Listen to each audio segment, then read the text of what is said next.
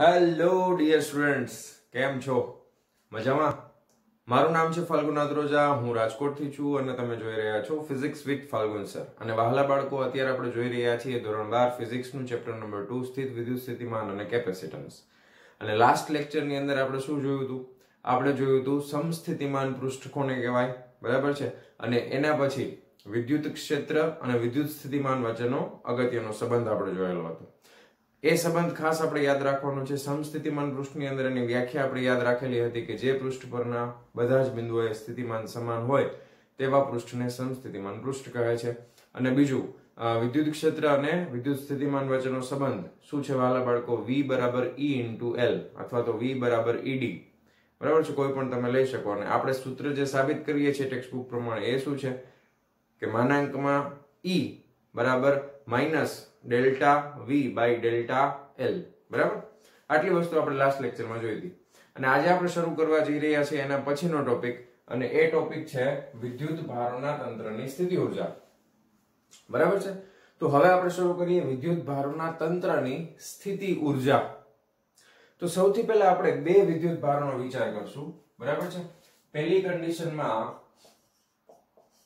બે વિદ્યુત ભારોના તંત્રનો આપણે વિચાર કરશું, બરાબર છે? પહેલા કેસમાં આપણે કોનો વિચાર કરશું? તો કે બે વિદ્યુત ભારોનું બનેલું તંત્ર. હવે આ બે વિદ્યુત ભારો આપણે એવો વિચાર કરવાના છે, દાખલા તરીકે કોઈ યામ પદ્ધતિ હોય, બરાબર છે? એ યામ પદ્ધતિનો દાખલા તરીકે ઉગમ બિંદુ O છે, ત્યાંથી કોઈ બે વિદ્યુત ભાર આવેલા હોય. એક વિદ્યુત ભાર છે Q1 અને બીજો વિદ્યુત ભાર છે Q2, બરાબર છે? અને આ જે છે એ યામ પદ્ધતિના ઉગમ બિંદુથી Q1 વિદ્યુત ભાર જે છે એ R1 સ્થાન સદિશ જેટલો દૂર હોય અને Q2 વિદ્યુત ભાર છે એ R2 સ્થાન સદિશ જેટલો દૂર હોય. તો આ તંત્રની સ્થિતિ ઊર્જા કેટલી થશે એનો વિચાર આપણે કરવાનો છે, બરાબર? હા, તો સૌથી પહેલા તો આપણને સ્થિતિ ઊર્જાનો કન્સેપ્ટ યાદ હોવો જોઈએ. સ્થિતિ ઊર્જા માટેના જૂના કંઈ પણ કન્સેપ્ટ આપણને યાદ ન હોય તો ફટાફટ એકવાર જોઈ લઈએ. સ્થિતિ ઊર્જા, તંત્રની સ્થિતિ ઊર્જા. આપણે શું કહ્યું હતું કે સ્થિતિ ઊર્જાને આપણે કાર્યના સ્વરૂપમાં ફેરવી શકાય, બરાબર? અને કાર્યના ઊર્જાના સ્વરૂપમાં. કાર્ય એટલે બળ ગુણ્યા સ્થાનાંતર. ચેપ્ટર શરૂ કર્યું ત્યારે સ્થિતિ ઊર્જાના કન્સેપ્ટથી જ આપણે ચાલુ કર્યું હતું. બળ, બરાબર છે? કોઈ એક વિદ્યુત ભાર હોય, બીજા એકમ વિદ્યુત ભારને તમે લઈ આવો, બરાબર છે? વિદ્યુત ક્ષેત્રને વિરુદ્ધ કરેલું કાર્ય હોય, એ કાર્યને આપણે સ્થિતિ ઊર્જાના સ્વરૂપમાં સંગ્રહ કરતા હતા. અને એક સમીકરણ આપણે જોયું હતું કે પેલા વિદ્યુત સ્થિતિ ઊર્જાનું સમીકરણ, વિદ્યુત સ્થિતિમાન, દાખલા તરીકે વિદ્યુત સ્થિતિ ઊર્જા છે તો એનું સમીકરણ કઈ રીતે આપણને મળશે? તો કે એ આપણને મળશે Q ઇન્ટુ V, બરાબર? આ યાદ હોવું જોઈએ આના પહેલા, બરાબર? આ થિયરી સ્ટાર્ટ કરતા પહેલા જૂનું પાછું ભૂલી ન જવાનું. સ્થિતિ ઊર્જા બરાબર Q ઇન્ટુ V, બરાબર? હવે એકમની દ્રષ્ટિએ વાત કરીએ. વોલ્ટનો એકમ, વોલ્ટ એટલે શું થાય? તો કે જૂલ પ્રતિ કુલમ થાય ને, એના ગુણાકારમાં સ્મોલ q છે એટલે કુલમ આવી ગયા, કુલમ કેન્સલ થઈ ગયા, મળી ગયું સ્થિતિ ઊર્જા. અને આ રીતે મેં તમને સમજાવેલું પણ છે આગળના લેક્ચરમાં. એટલે આ તમને યાદ હોવું જોઈએ. બાકી આપણને ખબર છે કે એકમ વિદ્યુત ભારના લીધે વિદ્યુત સ્થિતિમાન કેટલું થાય? તો કે એ થશે kq બાય r, જ્યાં આપણે q કેની સાથે લઈએ છીએ? સંજ્ઞાની સાથે લઈએ છીએ, બરાબર? તો આના પ્રમાણે જો અહીંયા v વડે ગુણવામાં આવે, દાખલા તરીકે આ q1 હોય ને આ q2 હોય, તો u શું થઈ જશે?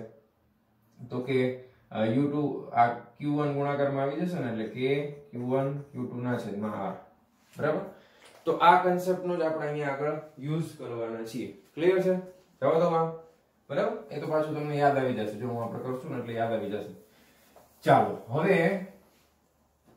ધ્યાનથી ફરીથી આપણે કે સૌથી પહેલા આ યામ પદ્ધતિ જે પણ હોય, દાખલા તરીકે XYZ જ્યાં પણ હોય, જ્યાં ઉગમ બિંદુ O હોય, ત્યાં સૌથી પહેલા છે ને આપણે એક પહેલા વિદ્યુત ભારને લઈ આવશું.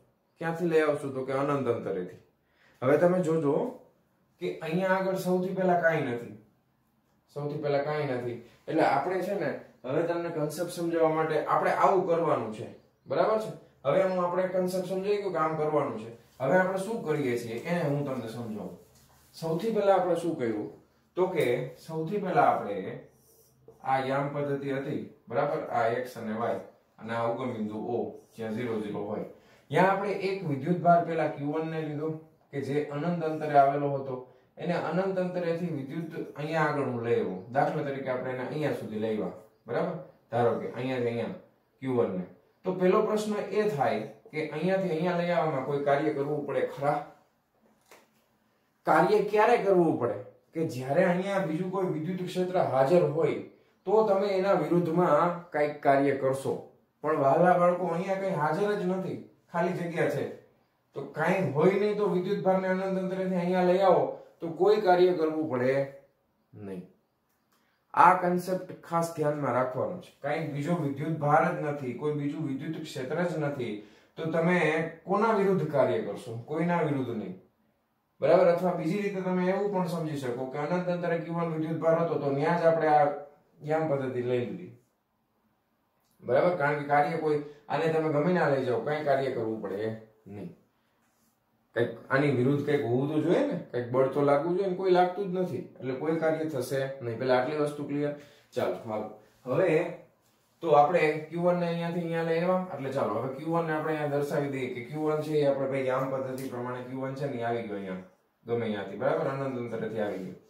હવે હું શું કરું છું, આ Q2 વિદ્યુત ભાર છે ને આ અનંત અંતરે આવેલો હતો, બરાબર. Q2 વિદ્યુત ભાર ક્યાં આવેલો હતો? અનંત અંતરે. હવે મારે એને પકડીને અહીંયા લઈ આવો છે, ધારો કે ક્યાં લઈ આવો છે? અહીંયા. તો હવે મારે કઈ કાર્ય કરવું પડે ખરા?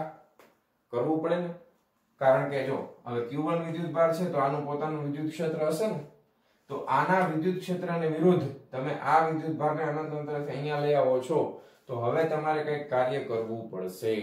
હવે તમારે કઈક કાર્ય કરવું પડશે અને એ કાર્ય બરાબર શું થશે? એ કાર્ય બરાબર એ જ કાર્ય આ તંત્રની સ્થિતિ ઊર્જાના સ્વરૂપમાં સંગ્રહ પામશે. એ જ કાર્ય આ તંત્રની સ્થિતિ ઊર્જાના સ્વરૂપમાં સંગ્રહ પામશે.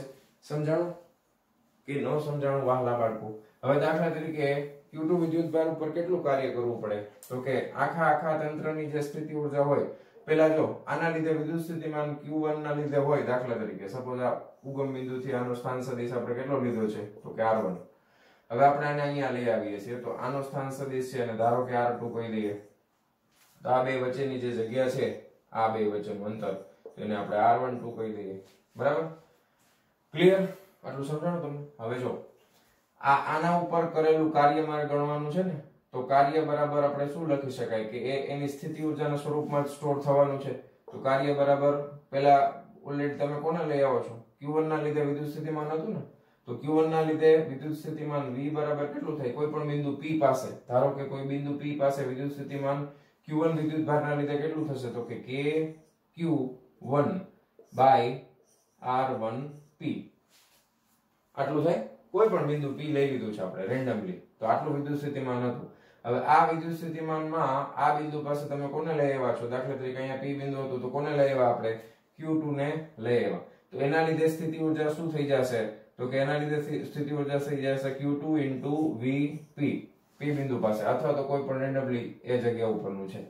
તો હવે આ તંત્રની સ્થિતિ ઊર્જા કેટલી થઈ જશે? બોલો. કે Q1 Q2 by, હવે અહીંયા અંતર આપણે જે લેશું એ આ બંને વચ્ચેનું અંતર આવશે, બરાબર. અંતર કોની વચ્ચેનું આવશે? તો કે આ બંને વચ્ચેનું અંતર આવશે. બંને વચ્ચે અંતર કેટલું છે? તો કે R12. ઓકે, તો આટલું કાર્ય અથવા તો એ સ્થિતિ ઊર્જાના સ્વરૂપમાં આટલી ઊર્જા જે છે એ સ્ટોર થશે. સમજાણું તમને? તો આ બિંદુ પાસે કુલ સ્થિતિ ઊર્જા કેટલી થઈ ગઈ? આ તંત્રની સ્થિતિ ઊર્જા છે બંનેના લીધે, બરાબર ને. આખા હવે તો તંત્ર થઈ ગયું, બે વિદ્યુત ભારનું તંત્ર Q1 અને Q2. તો આખા તંત્રની સ્થિતિ ઊર્જા કેટલી થશે? KQ1 Q2 upon R12, બંને વચ્ચેનું અંતર. ક્લિયર છે? ઓકે, હવે એક આગળની બીજી વસ્તુ સમજીએ. શું? દાખલા તરીકે બંને વિદ્યુત ભાર ધન છે, Q1 અને Q2, તો બેનો ગુણાકાર છે એ ગ્રેટર ધેન 0 આવે, બરાબર. અથવા તો આપણે એમ કહીએ બંને ઋણ છે, બરાબર. બંને ધન, અથવા તો આનો મતલબ શું થાય? બંને કેવા હશે? ઋણ. હવે બંને વિદ્યુત ભારો ધન હોય અથવા તો બંને વિદ્યુત ભારો ઋણ હોય, તો આ તંત્રની જે સ્થિતિ ઊર્જા આવશે એ સ્થિતિ ઊર્જા કેવી મળશે આપણને? ધન મળશે કે ઋણ મળશે? હવે તમે કોઈ દાખલા તરીકે આ ધન વિદ્યુત ભાર છે તો તમારે આને લઈ આવવા માટે આની વિરુદ્ધ કાર્ય કરવું પડશે, એટલે બાહ્ય બળ વડે થયેલું કાર્ય કેવું આવશે? ધન આવશે. અને એના લીધે આ તંત્રની જે સ્થિતિ ઊર્જા છે, કારણ કે આ બંનેના સેમ સમ ના હોય, માઇનસ માઇનસ હોય તો બેનો ગુણાકાર પ્લસ થાય, પ્લસ પ્લસ છે તો પ્લસ જ થવાનું છે, બરાબર. તો તંત્રની અહીંયા જે પણ સ્થિતિ ઊર્જા મળશે એ કેવી મળશે આપણને? ધન મળશે. તંત્રની સ્થિતિ ઉર્જા આપણને કેવી મળશે? ધન મળશે. સમજાય છે તમને? બીજી વસ્તુ, જો વિજાતીય વિદ્યુત આને કેવા કહેવાય? બંને ધન અથવા બંને ઋણ. આને કહેવાય સજાતીય વિદ્યુત ભારો. કેવા કહેવાય? સજાતીય. એટલે ધન ધન અથવા ઋણ ઋણ. પણ દાખલા તરીકે વિજાતીય વિદ્યુત ભાર હોય તો Q1 ગુણ્યા Q2 આપણે કરીએ તો એનો જવાબ છે એ કેવો આવશે? આમે શું કરવું? અચ્છા, ગ્રેટર ધેન 0 છે ને, આ લેસ ધેન 0 થઈ જશે, શૂન્ય કરતા નાના થઈ જશે. બરાબર છે? તો આમાં એક ધન અથવા એક ઋણ હોઈ શકે. તો આવા પ્રકારના વિદ્યુત ભારોને કેવા કહેવાય? વિજાતીય વિદ્યુત ભારોનું તંત્ર. એક ધન અને એક ઋણ. તો આનો જવાબ છે એ 0 કરતા ઓછો આવે.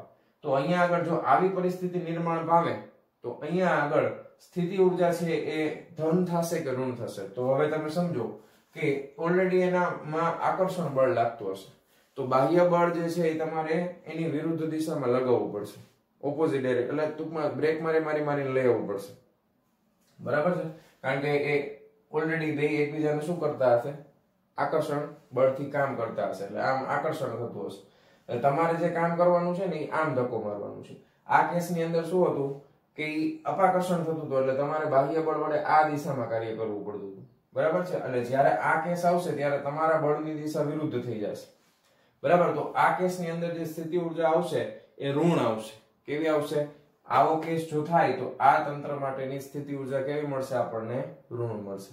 તો આટલો કોન્સેપ્ટ આપણને ખ્યાલ હોવો જોઈએ.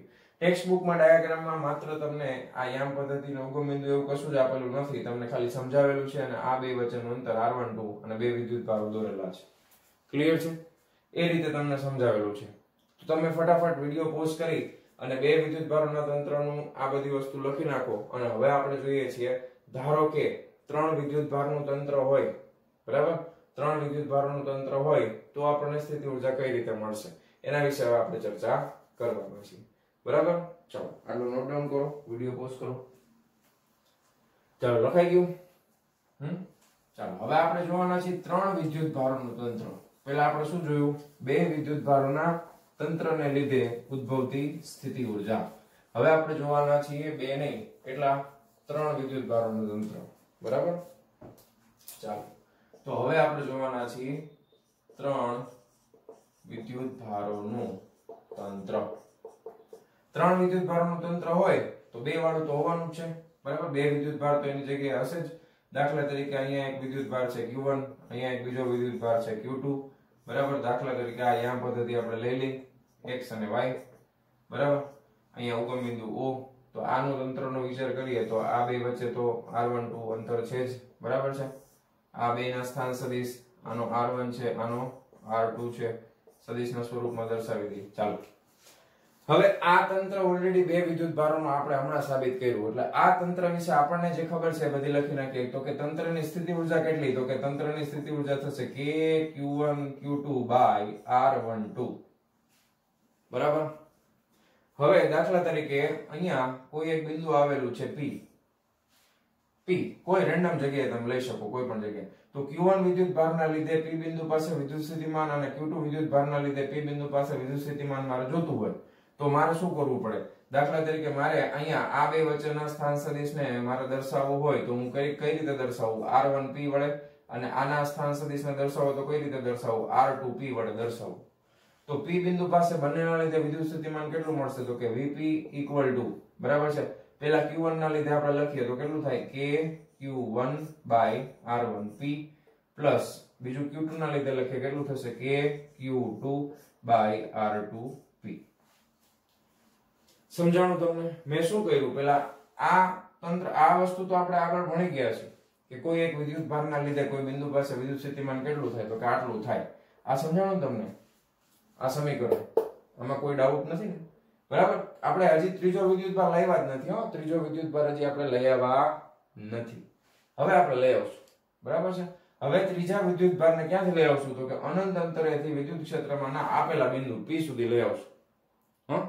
હવે જ્યારે તમે એને અહીંયા લઈ આવો ત્યારે તમારે આ વિદ્યુત સ્થિતિમાન જે છે P બિંદુ પાસેનું ન્યા સુધી લઈ આવવા માટે કરવું પડતું કાર્ય આવશે.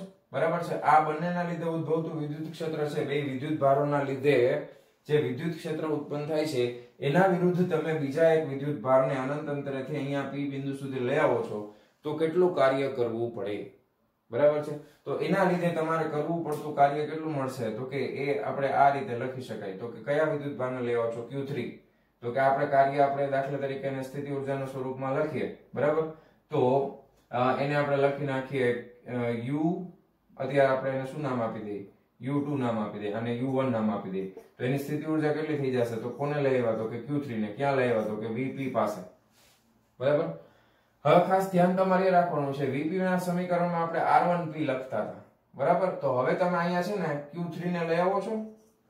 તો હવે આપણે ખાલી છે ને આના નામ બદલી નાખ્યા છે. આ P બિંદુ પાસે હતું ને, તો હવે અહીંયા 3 વિદ્યુતભાર આવી ગયો છે. એટલે હવે હું આને R1P કહેવાના બદલે હું આને શું કહી દઈશ, R13 કહી દઈશ. અને આને R2P કહેવાના બદલે હવે હું આને શું કહી દઈશ, R23 કહી દઈશ, બરાબર. અને આ થઈ ગયું R12, બરાબર. તો આ બધા ત્રણે ના સ્થાન સદિશ અને બે વચ્ચેના બધાના અંતર આપણે લખી નાખીએ.